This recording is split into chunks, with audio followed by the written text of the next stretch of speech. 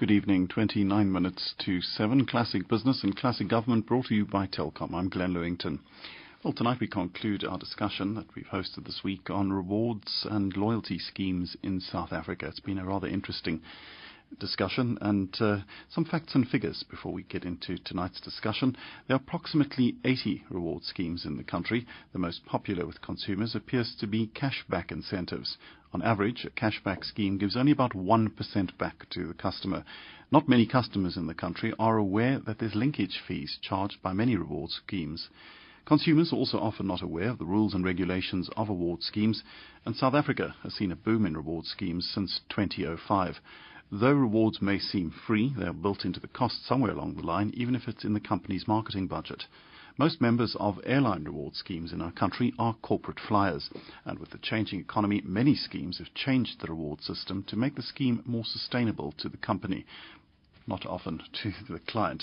Well, to kick off tonight, here's Yolandi Divenacher, the CEO of eBucks. How old is eBucks? We were launched in 2000, way back when it was at the height of the .com era, so it was a brave and bold, adventurous vision that gave birth in 2000. Banks at that stage were not embarking on reward schemes. What made First National Bank decide to have a reward scheme? I think generally the leadership structure in FirstRand is quite visionary, and it wasn't just a reward scheme per se. It was very much this all-encompassing e-commerce offering that FirstRand wanted to launch as part of the e-commerce drive. And, you know, it had an internet banking component to it. It had this internet payment solution. It had, and then the whole rewards program with the virtual currency that sat in it called eBucks. And the actual currency eBucks, what is the value of an eBuck? I know it has a value within the scheme, but does it have a true value? Absolutely. The eBuck is pegged to the rand, so it has a very clear value. It's totally transparent to members. And if you've got 10 eBucks in your account, it means you've got 1 rand sitting around ready to be spent. So the spend model of eBucks, when it started in 2000 and where it is now in 2012, what has changed in terms of how people can earn the eBuck? From an earn perspective, I think the model has become a lot more sophisticated. The bank is by far still the main allocator of eBucks. In the last year alone, the bank has allocated close on R500 million worth of eBucks. But in the same breath, we've also got a number of retailers, obviously a lot more now compared to where we were in the early days. And you can earn from these retailers as well. So it's very much in that banking space where we started off, that's become more sophisticated, and in the retailer level. eBucks made a few changes in terms of how eBucks are earned, and if I'm not mistaken, home loans and cars, like many banks, was removed. Is that correct? In the early days, I think, you know, it wasn't like we could just reach out to these handbooks to figure out exactly what these models should look like. And, you know, we also had to learn along the way. But I think the one thing we knew is we wanted to learn quite quickly.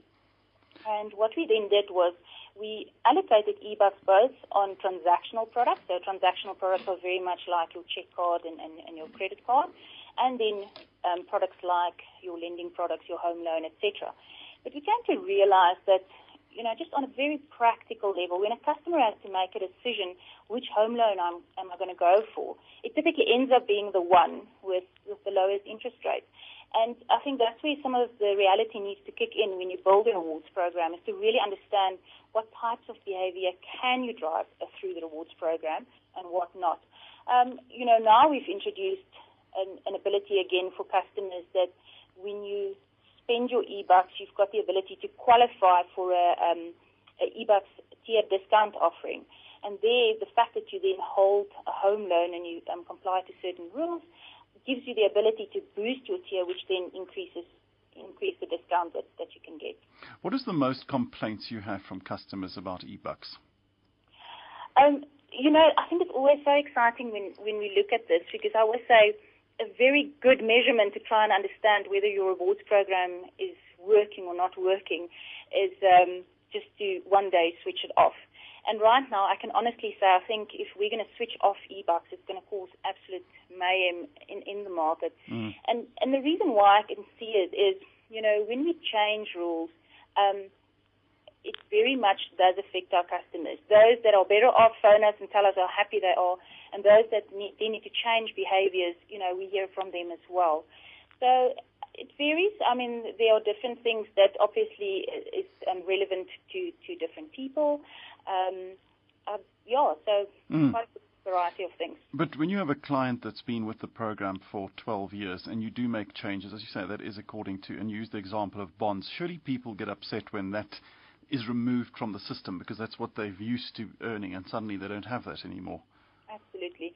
And I think the intention is never just to outright remove people. We're not in that game, but in the game that we are in is to end up building a rewards program that is sustainable. And, to end up with a sustainable program, it means that it needs to be a win-win both for the customer and for the bank. So we're looking for those transactional behaviors that would be beneficial to both the customer and the bank. And from time to time, literally once a year, we do sit down with the product houses and we review the rules and make sure that it is still in line with where they need to go with their businesses, but in the same breath, also speaks to where a winning situation for the customer will be. Yolandi, how is an e-buck funded? I know to the client it seems like you're getting it for free, but somewhere down the line, someone must be paying for it. Absolutely. I think this comes back to that sustainability. At the end of the day, there is an income statement that sits in a relevant product house environment, and they need to have a very deep understanding of what is the behaviors that they need to see from customers that would make sense for customers to do, but then in the same breath that they are happy to pay e-bucks for. And I think, it's getting that mix right that ensures a sustainable program at the end of the day. But how does e-bucks remain sustainable? I mean, I say it can't be just something that you give away. How does it make itself as a profitable entity within the bank? I'm probably one of the CEOs that have got a more interesting dynamic. I go to bed at night and I have my sleepless night around how I make the bank more profitable. So not many CEOs, I think, end up doing that. But, for me, it is ultimately thinking through what is the right behavior that the bank would require.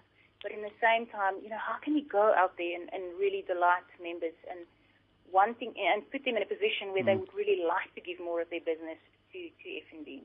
And the members of e-bucks, as in your partner members, whether it be airlines, car hires, hotels, do they pay e-bucks for being members? And when people swipe their cards, are they paying the bank for that transaction? So from our perspective, we very much have suppliers. Those are typically people that will end up just providing spend opportunities in the world of e-bucks. And you can imagine there we obviously shave something off. But in the same breath, we also have long-standing partnerships where people in their own right allocate e-bucks for the behavior that they are looking for, and then spend going back into those environments. Yeah, and, there is a commercial deal in place, but it is obviously very carefully modeled that it is of value to the partners that are playing with us. Do you think that the average e-bucks member can afford, if we're just looking at an example of 55,600 miles for a ticket to London, that actually requires quite a large spend to get 55,600 e-bucks. Does your average e-bucks member ever qualify for that? I think we are quite realistic when it comes to this model. If you look at the FNB base, it spans across the whole economic population in South Africa, and we've got different rewards offerings that talk to these different populations, or these different segments, should I rather say. So obviously we've got an airtime reward offering for our one segment, which is very, very popular with that segment, and they very happily show the right banking behavior, and that e-bucks have got incredible, the airtime that they get on their phones has got incredible value to them. So, I think it's not always about giving you that flight internationally, but again, I think in the case of e-bucks, it is quite accessible, quite simply, if you end up being on that rewards tier and you end up in the upper rewards tiers, you can get like 40% off in terms of the e-bucks that you need to access that flight. So all of a sudden, I need far less e-bucks to access that flight. So by showing the right banking behavior, by banking smarter, again, I can access these deals at a discounted rate. What is the most popular reward that's redeemed from members? Oh, everybody has got their most popular one, and we see it all the time. But, things like everyday essentials does do very well. People love the fact that they can spend their e-bucks on fuel, for example. And, it's just so interesting to see how typically in the whole fuel price increase cycle, customers will take the time and go and fill up using their e-bucks the night before a price hike, which really is always very amazing to me, how much people end up using these e-bucks almost as a real currency. But then things like airtime, gadgets, everyday spend opportunities like the discounts, macros, those all do exceptionally well for us. And what about the criticism of e-bucks that if you didn't actually acknowledge that you would have, and you can correct me if I'm wrong, that if you didn't acknowledge that you wanted to have email correspondence with the bank, that you wouldn't receive e-bucks? Is that correct? On one of the products, that is a requirement. But it's not a overall program requirement. We've got it on one of the products, the F&D products, and I think I've got a very deep appreciation for people and their concerns around, why do you now ask me to give you consent? What is it that you want to do with it? Are you going to spam me now? Are you going to sell my data to a third party? And that is not the intent at all. I think at the end of the day, these product houses are also just in a position where they're saying, we want to give you these rewards and we want you to have an absolutely amazing experience. And part of that is also then to communicate to you and, share the amazing offers that is on the table up for grabs, and being able to communicate to you in general around that bank product offering. Yolandi, as you're saying, there's a lot of changes that have happened in e-bucks. Whether people are happy with them or not, it's been a very successful rewards program, if not one of the largest ones in the country. And I'm sure as the years progress, you're going to have to evolve again. I think it's probably one of the really exciting reasons why so many of our staff end up staying with us is that constant involvement. I mean, it's one program, people really by nature just enjoy to innovate. And, I can just see how excited people get in our offices when they come up with new ideas where they think like, people, customers will just end up loving this. And it's very, very rewarding for us when we bring out new offers and we can just see what the response in the market is like. Yolandi Divenacher, CEO of eBucks, thank you for your time on Classic Business and Classic Government.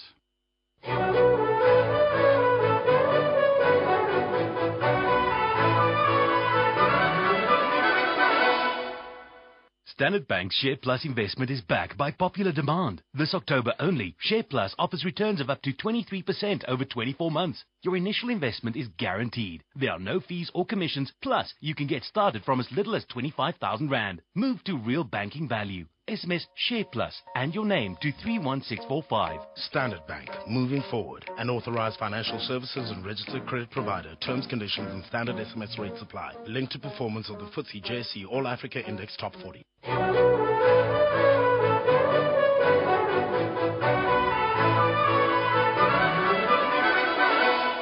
Classic Business and Classic Government brought to you by Telkom. It's 7:15. I'd like to welcome our studio panel and one guest on the phone. I'll start with Amanda Kromhout, CEO and founder of Truth. Amanda, good evening to you. Good evening, Glenn. Yaron Asivi, CEO of Digital Solutions Group. Yaron, nice to have you in the studio. That's good evening to you. Good evening. Dr. Craig Nossel, Head of Wellness, Discovery Vitality. Thank you for joining us, Craig. Thanks for having me on the show. And Sid Vianello, Retail Analyst at Nedbank. Sid, nice to have you with us. Thank you. Amanda, if I may start with you, sorry, I've kept you holding on the line a bit long there, but I believe you consult on loyalty programs. Tell us your feelings and findings on loyalty programs in South Africa. Glenn, what I'm noticing, which I've been listening to for some of the broadcasts this week, is you've got the South African market has developed so rapidly in the last couple of years. So if you'd asked me a few years ago where South Africa stacks up globally, I would have said we're severely lacking in the loyalty landscape.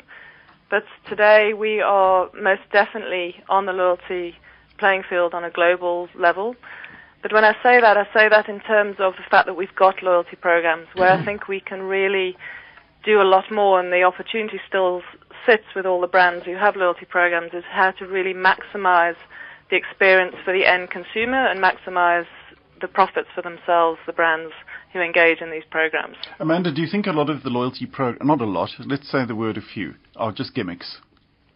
There are gimmicks out there, of course there are. I mean, no doubt about it. But I think the recent developments in the marketplace are robust, solid programs that have come out of strategic intent. What I mean by that is they're not doing it just to give away points. These organizations are doing it because they intend to serve their best customers better. They give their customers points for loyalty, for spending with them. And in return, they gather a lot of data.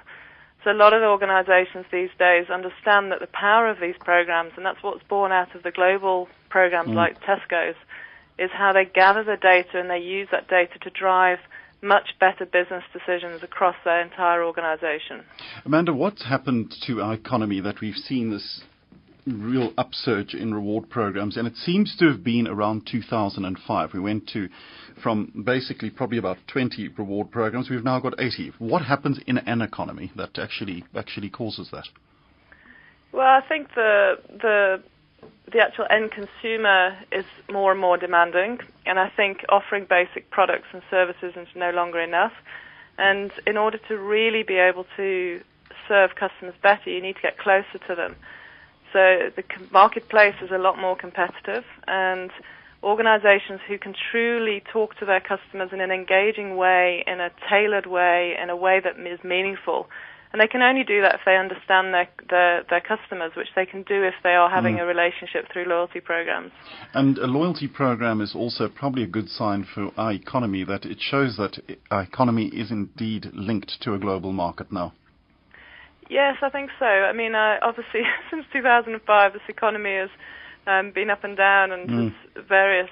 So I think we have been playing catch up. Don't get me wrong. This marketplace has definitely caught up. They needed to catch up.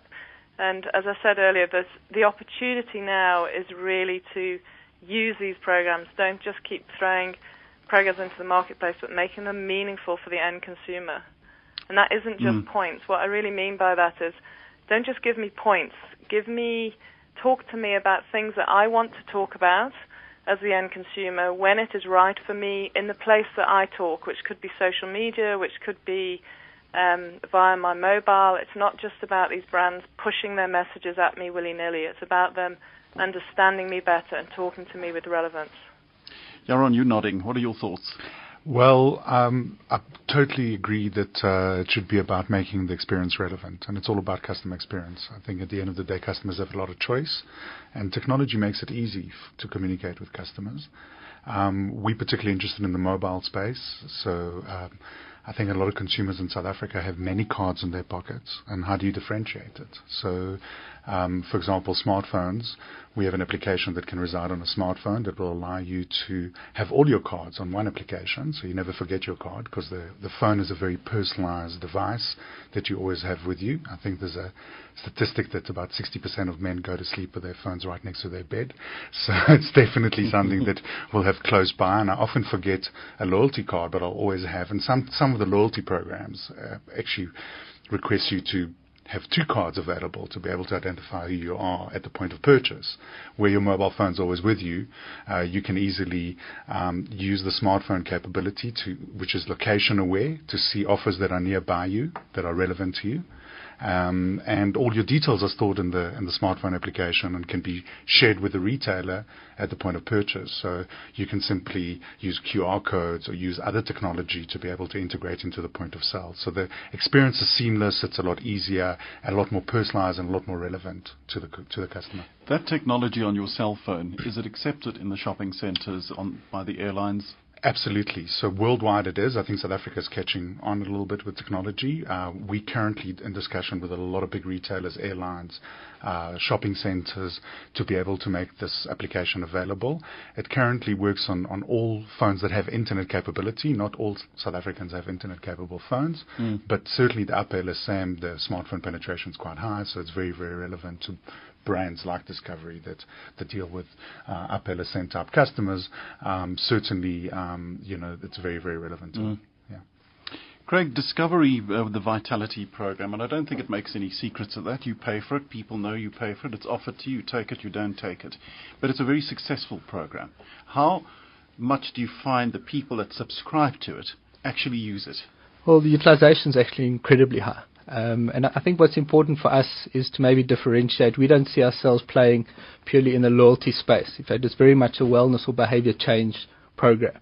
So part of it's key to our business, I think, as was said earlier, the strategic relevance of a program like Vitality for Discovery as a group is quite critical. So when you've got a health business, we need to get people to be healthy, focus on preventative care, and get them to lead a healthy lifestyle. The same within the life business.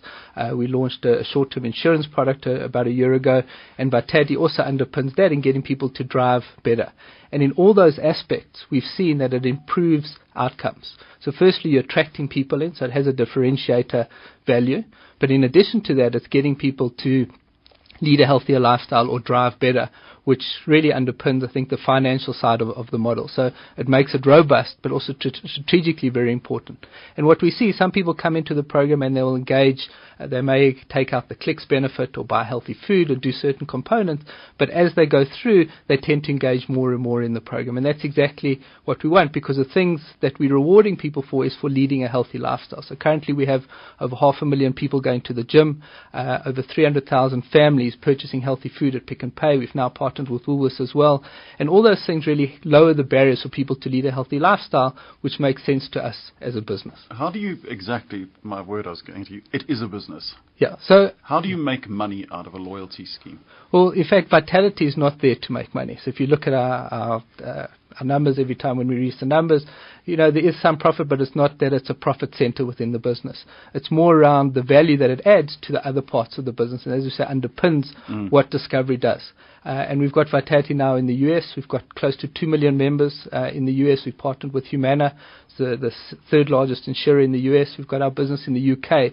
Also, same model with Vitality underpinning a life and health insurance. And in China also we launched about 2-3 months ago with Ping An, who's actually, I think, the second largest insurance company in the world. So the idea really is tying in with insurance where we're able to get people to do healthy things. And I think that's where it is slightly different from a traditional loyalty program where it's buying more products. In the Vitality space, it really is, I think, greater alignment between what the consumer should be doing. And we know, often we wake up in the morning and we don't go for that run or do that exercise. We eat the wrong foods.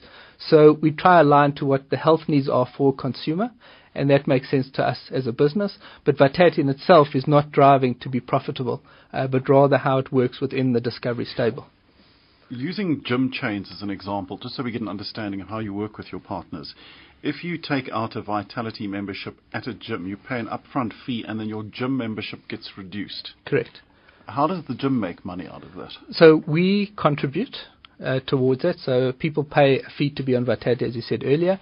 We contribute towards that, and obviously because of our scale, so we've got 500,000, we're probably 60% of the Virgin Active business.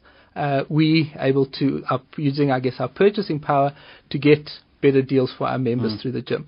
And as we know, when a gym's investing in buildings, there's obviously not small amounts of capital that go into that. You want to make sure that people are going. And you see, particularly in these tougher economic times, they have a higher churn rate. Within the Vitality program, it keeps people in the gym. So it really is a partnership that benefits all parties. And we've actually published a paper. We've partnered with, working with academics from UCT, from Harvard, a longitudinal study showing the health impact of getting people to go to gym. And so that obviously follows through around lower healthcare claims, lower hospitalization, people getting out of hospital sooner.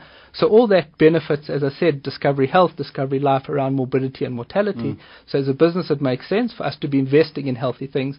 Same thing with healthy food. We've actually received grants from the National Institute of Health in the US to study the healthy food program. And it really is quite unique globally. We've recently partnered with Walmart in the US, with Sainsbury in the UK, with Tesco in China, and as we know in South Africa with Pick n Pay and Woolworths. So taking those concepts and expanding them on a global scale. So you're a retail analyst for Nedbank. What are your thoughts on loyalty programs? Much ado about nothing? Well, I think it's a bit of a mixed bag. There are loyalty schemes which have been successful, and I think there are other loyalty schemes which, unfortunately, I don't really believe have been successful at all. And I was having a debate with Craig before we started this program. Is Vitality one of them? No. We were talking. Well, we were talking about the Pick and Pay scheme. Now there are 5.8 million members. It's been running a year. I know Pick and Pay are already trying to say to, tell us or try to get us to believe that, which is true, of course, that the average Pick and Pay cardholder spends, I don't know what percentage more than in the store than a person who doesn't have a card. Well, that's understandable. The reason why that person has the card is exactly for that reason, because they would be a bigger spender at Pick and Pay than somebody who doesn't have a card, who's probably a pretty much of an infrequent shopper at Pick and Pay. But the points on the Pick and Pay thing, and Sid, if I can ask you to elaborate on while you're explaining it, it's very low what you get back. Well, it's worth 1%. It's effectively worth exactly 1%.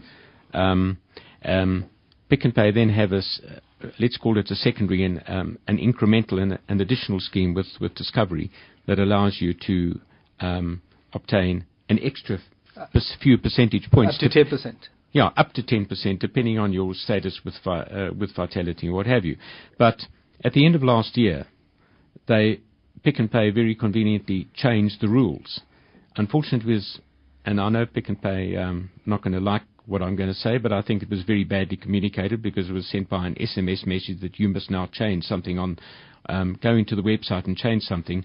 Presumably, if you didn't do that, you wouldn't be getting any points at all because the whole scheme was changed. But for those persons who are not at the 10% level, the effective value of the incremental benefit was halved. Now, Craig says I'm wrong, but I'm a member, so I've worked it all out, and for me, the value is halved. Nonetheless, so I get the 1% and I get an additional 1%. But the fact is I was getting 1 plus 2. Now I'm getting 1 plus 1. But more importantly, from Pick and Pay perspective, and remember I was saying that some of the schemes have worked, some haven't worked. In the case of Pick and Pay, only last week they released their sales figures for the 6 months to August. Their turnover growth is running at about half of that of their competitors. And we're talking about ShopRite and Spar. Now, there are two ways to look at it. Either the scheme has so far been a complete disaster because it hasn't raised the turnover growth. Alternatively, if they didn't have the scheme, the turnover growth may well have been 0%, and the scheme actually produced an extra 6.5% to get up to that figure. Of course, we'll never know that, and I don't think it's scientifically possible to calculate that one in any event. But from my perspective, I don't believe that scheme has been successful. The airline schemes, I don't believe have been successful simply because it's virtually impossible to get an upgrade or to get a ticket for the time of the day that you would like to fly. But on the other hand, let's take the Clicks one. The Clicks one's been running for many, many, many years. They have I don't know how many million customers, and believe it or not, it still grows every single year by about 200,000 to 300,000. It's growing quite strongly. It continues to grow. The value is not that great. You can work it out. With Discovery, I think you get about 8% or something. 50, up to 50. Up to 50. But if you're not a Discovery member, it's worth about 2%. But I speak to people and I ask them about it. And why do they go there? Because they feel. And remember, this whole thing's about relevance. They feel they are being rewarded. Every 3 months they get a little voucher. And they actually feel excited about receiving this voucher because you can go back to Clicks straight away and spend that money. So it's actually brought customers into the store.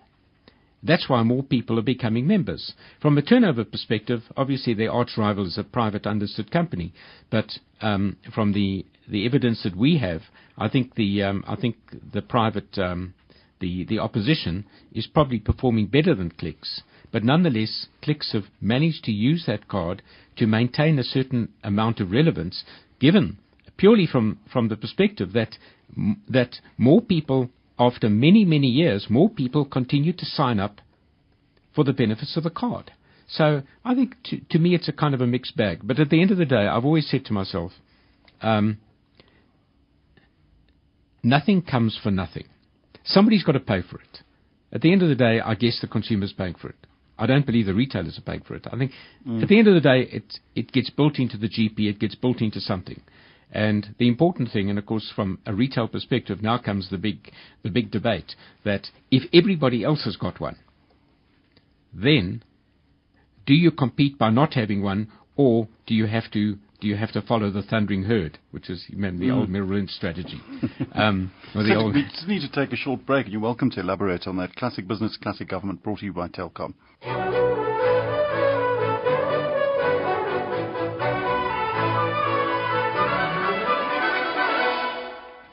One minute past 7, Classic Business and Classic Government, brought to you by Telkom. Craig, you had a response to Sid. I mean, one of the things, just to maybe elaborate on Sid's saying, is just around the process. And I think that's where you look at something like Clicks. The ease of using their loyalty program is actually quite high. People enjoy, to get the card is not a big hassle. You then get sent your the cash back. And people like to use it, and that excitement of getting something in the post. I see my wife gets it on a regular basis, and she much prefers that to other forms of getting of some of the other loyalty programs. So I think that ease of use, we've seen it the same with our partner with Ster-Kinekor. The ease of getting a card, you swipe the card. As soon as you create hurdles, I think is where also some of the confusion and the hassles come into play. And it's a big challenge for us as a business. We have multiple partners. And we need to make sure that the ease of use is there. So when someone is buying healthy food or they're using their credit card at one of our partner stores, we make it as easy as possible, because that's when I think a lot of the things actually fail. Craig, Sid raised a point about competing and whether you start a reward program or not. Now, it's very interesting that Discovery and Vitality is virtually unchallenged. Why? I guess you need to ask our competitors that, but I think the reality is that the way that strategically we work through, you look at a brochure and it may seem quite straightforward in giving a discount here and a discount there, but there's a significant amount of research, of data analysis that goes into developing this product, the actuarial, the clinical side, and we're really not competing, as I said earlier, in pure loyalty space, but rather around behavior change. And we're working with people like Dan Ariely, who's a behavior change, a behavioral economist, and understanding how you get people to do the things that we believe are important from a health perspective. And we have seen competitors come out with programs, but they seem to be, if I look at it, a little bit bitty, and they really don't come together and I think have a range of sort of incentives and incentivizing the right sort of behaviors. Joran, mobile technology and loyalty schemes, the mobile industry is probably the fastest growing industry on the African continent. Why are we not seeing give us more back from mobile? It's expensive to operate mobile phones, let's face it. We've got one of the highest costs in the world. Why are we not seeing more done in that arena? There are programs from all the mobile network operators in South Africa. Tell us about them. Well, MTN's got their program where they offer you on a Thursday, they have the Mahala program. But you have to be on the phone at like 2 in the morning. It's not really going to help. They've also got the MTN rewards, and so does Vodacom. They've got Yebo rewards, and so does Cell C. I think they're not as maybe openly communicated, and because we're primarily in a prepaid market, okay, I think that postpaid kind of lends itself more to reward programs because you get to understand the customer. Prepaid is very infrequent, right? So the whole idea of a loyalty program is to enhance frequency and wallet share from the customer. And because prepaid, you're not sure if the customer is actually going to stay with you. He might recharge with you or not, or he might go and recharge somewhere else. He can get his airtime everywhere. It kind of in a primarily prepaid market, it's tough. But there's very nice ways of actually creating loyalty even in a prepaid market. I mean, one of my biggest issues as a consumer is that prepaid is generally targeting the lower level of the LSM, and they actually pay in advance and they pay more. And that doesn't make sense. In a traditional business sense, if you pay COD or you pay in advance, you normally get a discount.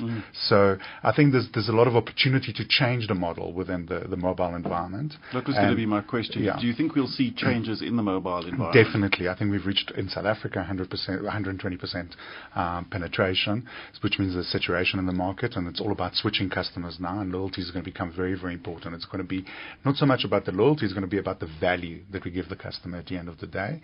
And I think the mobile technology in itself lends itself to loyalty very, very nicely, as I mentioned earlier, because you have so much information about the customer. For example, you know where the customer is. at the time. So the localization, the ability to understand that I'm at a shopping center and making me relevant offers maybe from the loyalty program that I've opted into because I'm making the smartphone application location aware and my phone has got GPS, it allows me to get offers that are more relevant to me because of the location of where I am. It's also about social integration. A lot of the youth in South Africa use their mobile phone for Twitter and Facebook. So it's about integrating your loyalty program into social and getting customer advocacy.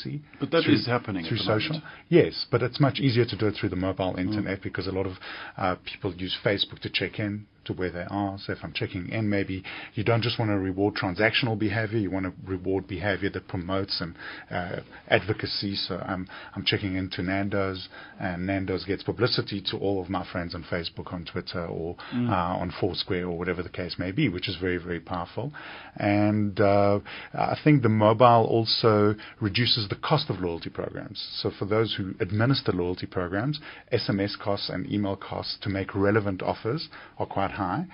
Letters definitely very, very expensive and very outdated, whereas in-app messaging is a lot more cost effective and a lot more relevant and less intrusive. I think we get a lot of SMSs these days that are unsolicited, that we don't want, that we get them from a company trying to sell us insurance or another company trying to sell us something else, and they never got permission according to the CPA, Consumer Protection Act. They should have got permission from us to communicate with us.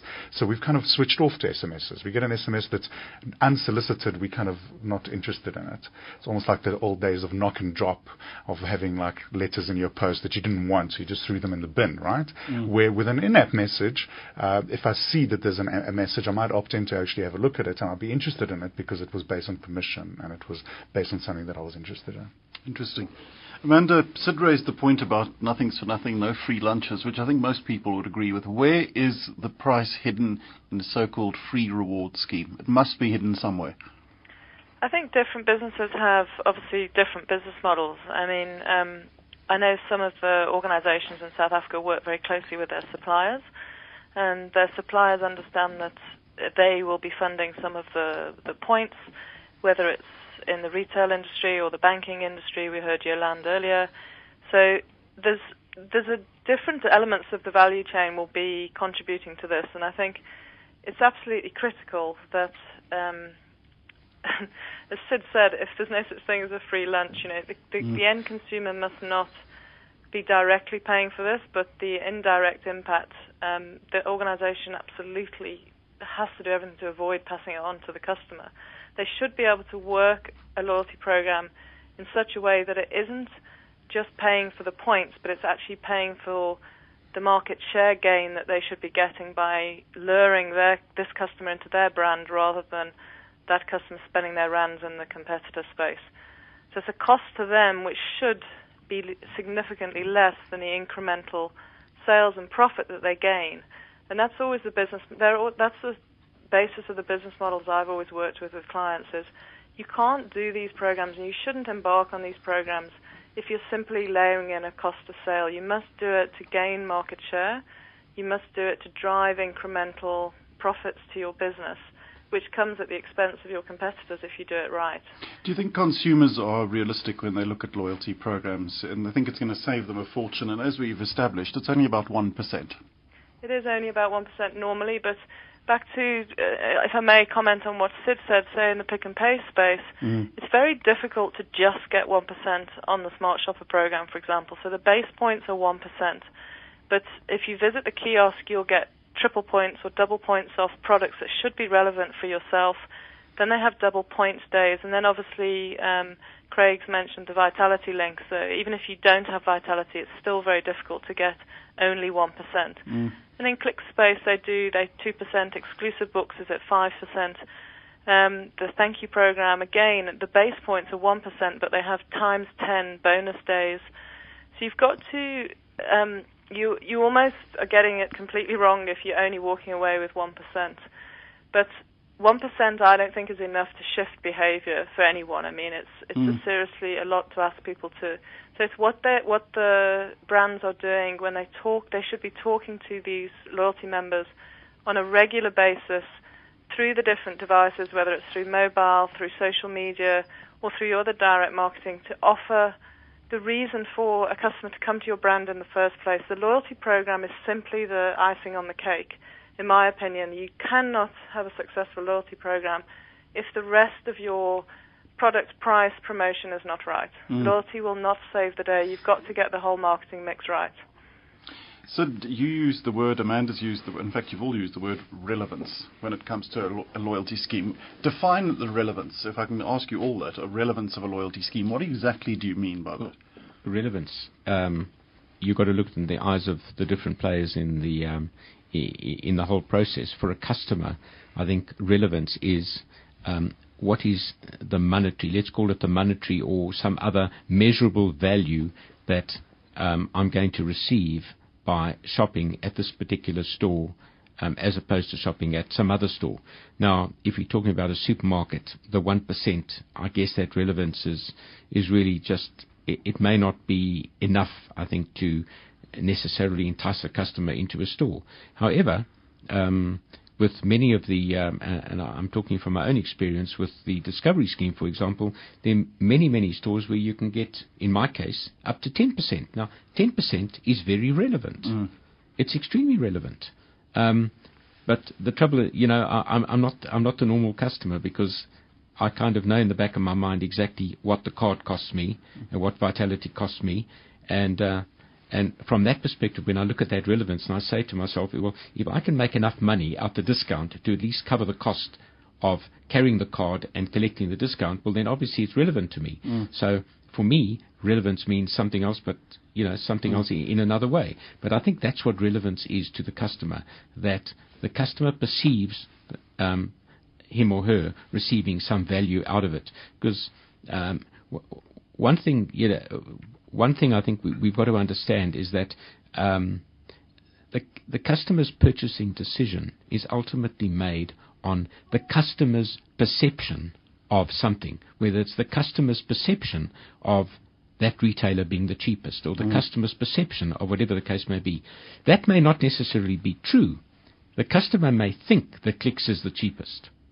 And I'm just using Clicks as an example. This mustn't it must not reflect on Clicks' position in pricing. But because the customer perceives Clicks in their mind, Clicks is the cheapest, therefore they go there. Clicks may not be the cheapest, or they perceive that game is the cheapest and they go there. Do you think reward schemes have that perception? If there's one, it's cheaper. Well, remember we spoke about the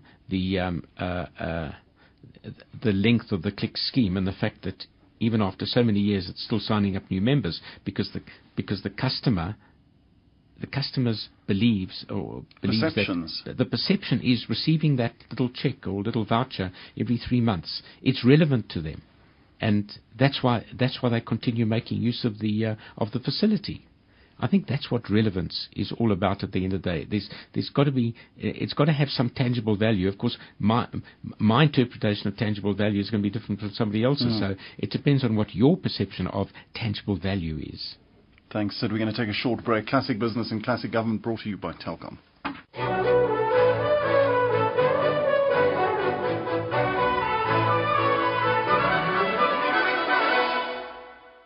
Head cocked to the left. First point of attack. 2. Throat. Paralyze vocal cords. Stop screaming. 3. Got to be heavy trigger. Floating rib to liver. Finally, dragging left leg. Fist to patella. Summary prognosis. Conscious in 90 seconds. Martial efficacy. Quarter of an hour at best. Full faculty recovery. Unlikely. Mystery, dramas, suspense, faraway lines, intrigue, forgotten memories, unforgettable characters. These are the sounds of classic silver screen.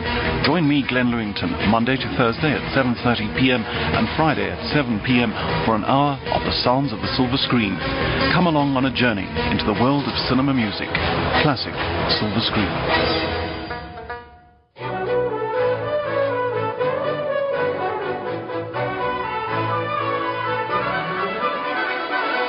Classic Business and Classic Government brought to you by Telkom. Well, some other opinions on reward schemes. Here is Nicole Mergen, Rewards Club and Marketing Manager at Melts. Nicole, what infrastructure is required to operate a rewards program? Is it just something as easily embarked on as it sounds? It is pretty easy as it sounds. Basically, you need a solid infrastructure, though. So you should get the right IT people involved to help you to set out the parameters and then build upon that by using your point-of-sale software to integrate your loyalty program into, and that allows you to get strategic results and decisions can be made from there. Do you think the rewards market, and as we've learned, there's about 80 in the South African market at the moment, is that saturation point? I don't think so. I think the South African rewards market is still in its infancy. So it hasn't reached saturation as yet. Everyone wants to save something somewhere and wants to stretch their wallet. So I think it's one of the appeals of a rewards program. So no, it's not saturated. I think customers are expecting it. And customers, I think a lot of the demand that they have is that they want a simple rewards program. Would you agree with that? Yes, I think it is definitely what they're looking for, and that's why we've designed the Melts Rewards Club as simple as possible. And when you say simple as possible, give us an idea how that works. All right, well, basically, we put thresholds in place, but you just need to spend 100 Rand or more, and then you can start earning points. And then basically our point structure is for every 50 Rand you spend, you get 1 point, and 1 point is equivalent to 2 Rand, so it's very easy for them to figure out how it works. Then how we do it is basically when they shop at our stores, they get an invoice anyway, and on the bottom of the invoice is a full statement of what's available and what they've earned and the Rand value of that. And the Rand value, does it have to be, do you have to earn a certain amount before it can be cashed in? Yes, there is another threshold there, but it's only 6 points or 300 Rand, and then they can redeem their points immediately on their next purchase as a discount. What is customer service like for rewards programs? Have you found that a learning curve for your company? I think it's a great way to develop customer relationships and to build a bond with your customers, to learn about them, their behavioral patterns, their psychographic information, demographic information, so that you're able to segment them and target the relevant information to them and the relevant product to them. Customers often complain about reward systems, and given from a company's perspective, do you think customers often don't understand the system that they're actually on? I think that is something that happens, but, there again, if your cashiers in our instance are able to educate the customer there and then and tell them the simplicity of the campaign, I don't think that they're in for any nasty surprises. And in fact, in our business, we don't have that many complaints about the program. It's what they expect and what they expect they get. Have prices been marked up to accommodate this discount? I think the prices are built into the margins of a business when it comes to points. So no, not really. What we try to offer as an upscale discounter is the best value, the best product and brands to our customer, and then obviously the added value and benefit of a rewards program that helps them to save even more money and spend more money and enjoy shopping with us. And what made Melts decide on a rewards program? Right. I think in the beginning we decided on a rewards program in order to get information and profile our customer base, and also to entice the right kind of customer behavior patterns through our business, to create a base that we can communicate with and share our amazing offers with. And it works very well with that. Do you actually look at the information that the clients actually give you?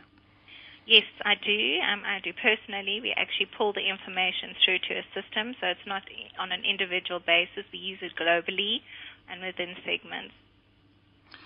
Nicole Merchant, Rewards Club and Marketing Manager, Melts. Thank you for speaking to us on Classic Business and Classic Government.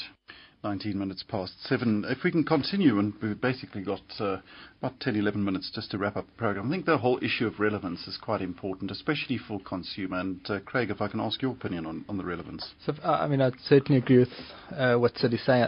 Maybe a word saying like alignment and partnership, I think, are also important. So when we look at Vitality, we're saying, yes, there's benefit to us as a business, but how do we make these similar benefits and align with what our customer needs are? And so when we look at things such as healthy food, where someone would go into a Pick and Pay and have a choice between full cream milk or fat-free milk, and the one's 25% less, it then becomes a much easier decision for them to make. And so you're relevant at that point of purchase. And I think it's also then looking at what partnerships that you add to see what are our customers' needs, what are they doing, and what would they feel it's beneficial. So it's not just about the pure what we get, the rewards, but what are the steps along the way, getting people to exercise, getting them to lose weight. I actually got a letter from a member, it was actually earlier on this week, where he said he has a triple XL shirt that he was wearing, and he then had a minor myocardial infarct heart attack. And he kind of wrote this whole letter how Vitality helped him to get back on track. And I know these things are often anecdotal, but it was really quite amazing to see that alignment and that relevance, because giving him access to lowering the barriers to be able to purchase healthy food, to get into a gym program, getting to a dietitian, those type of things. And then, he goes on sort of saying he's been on one of the cruises where you get a discount. And it's not that everyone's going to afford those type of things, but it's those sort of goals that people set. And that's really what we help to do, to help them set those personal goals and reward along the way. So that relevance for us is about health relevance or behavior relevance. So as I said earlier, around Discovery Insure, getting people to drive better, decreasing accidents, making the road safe is obviously our bold vision for it. But along the way, you're rewarding people. And I believe that that's the type of relevance, as opposed to purely just purchasing more of my product. Yaron, your thoughts on that? Well, I think that all loyalty programs are initiated to get to know customers better and to be able to personalize the experience for the customer. And the deeper the relationship with the customer, the more relevant the relationship would be. So, for example, if you analyze transactional behavior and you know that I'm about to run out of a product, being relevant is sending me a reminder that I should auto-replenish a particular product if I need it. And I'm obviously interested in it. So the brand or the organization gets to know the customer and making offers relevant to them based on their own personal preferences, things that they either tick that they're interested in, or that they've learned from their transactional behavior, or even from a social behavior where I rated a particular book. So, for example, Amazon.com is really brilliant at making the right recommendations to their customers based on what they've read before. I might not know that a new book has been released from an author that I really, really like. The moment I get a relevant email to me that says there's a new book by a particular author, I might be more inclined to buy that book, and then for the brand would get a higher wallet share and will keep me as a customer, because their communication with me is far more personalized and it's based on my behavior and the kind of relationship that I have with them. And I think we're all different and we want to be treated differently. So if you have the same kind of communication with all your customers but just personalize the name, then I don't think that's relevant communication. If it's communication to me based on what I'm doing, my lifestyle, the way I'm interacting with a particular brand, that's very relevant to me at the time of purchase, then I'm more likely to feel that I really have a relationship with that brand and I want to spend more money and stand that relationship longer. Today we've got a lot of choice. There's a lot of different insurance companies, a lot of different banks, a lot of different retailers. Everybody wants to have a relationship with you, but they don't really analyze the behavior and they don't really work hard at the relationship. So it's all about understanding, getting real customer insight and making the communication relevant. For me, that's what relevant communication is all about. Amanda, what is the difference between a customer's perceived benefit? Do you think they have larger expectations than the actual benefit when they receive it? Yes, I think a lot of the programs are built to create a greater perceived benefit than the actual cost necessarily to the organization giving it. So, for example, you might have a SPA experience that may be e-bucks or greenbacks from the banks. SPA as in S-P-A? Yes, sorry, health spa. And that might actually be of perceived value to me of 350 Rand for a massage or a facial, and yet actually it may have only cost the equivalent of 100 or 50 Rand to the brand that's offered it to me. And those kind of programs work really well because I feel like I'm getting something for nothing, I feel like I'm getting something great, and yet the economics as such mean that the brand giving it to me isn't passing on the price necessarily because they're able to get it at such a reduced fee. And then there's very clever ways that you can create, not by fooling the consumer just because of the structure of how things are paid for. You can create greater value and greater perceived value than what effectively could have been seen as 1%. So, for example, slightly off the question, but sometimes there's a confusion in the marketplace between loyalty and just good old-fashioned product value proposition. So I take out a FNB credit card. I don't need another credit card, but I take it out because it gives me access to the Slow Lounge. Now, the Slow Lounge is 250 Rand a hit if I have to pay for it, and my annual fee is 500 Rand, and I travel a lot. So in one trip, the perceived value of that credit card, I've paid for it. Whereas I know it doesn't cost, I'm sure it doesn't cost FNB 500 Rand to get me in and out of the Slow Lounge twice. So you can use, the perceived value is a very good question, and it's very critical because it has different connotations for the different customers, and that's why you've got to go back to what all the other speakers were saying around the relevance. Because a slow lounge may have absolute relevance for me and no relevance for another consumer set. Absolutely. Yaron, I see you nodding again.